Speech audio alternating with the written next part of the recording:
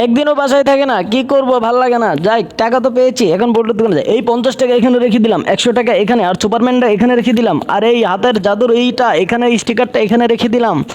দেখি বলতো কি করি, আরে লটারি সাজাচ্ছে। হ্যাঁ যাক, সবই তো দেখে ফেললাম।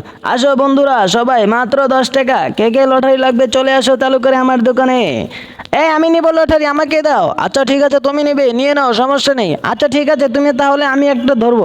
আচ্ছা তোমাকে মিষ্টি মুখ করে নিই, নাও তুমি একটু মিষ্টি মুখ করে নাও, খেয়ে দেখো। এই তো আমি এটা ধরেলাম। এই তো প্রথমেই 10 টাকা পেয়ে গেছি আমি। পেয়ে গেছো? হ্যাঁ ঠিক আছে, এই আরেকটা। এই তো আমি দেখো কয় টাকা পেয়েছি, 100 টাকা পেয়ে গেলাম। আরে পেয়ে গেছে ও দুইটা, আর একটা ধরলাম। হ্যাঁ এই তো আমার হাতের জাদু মেশিনটা পেয়ে গেছি, এটা আমাকে দিয়ে দাও। আরে কিভাবে পাই বুঝি না। আচ্ছা দাও, আমাকে দাও। হা হা। আরে কেউ তো ছিল না, তাহলে ও কিভাবে দেখলো এতগুলো লটারি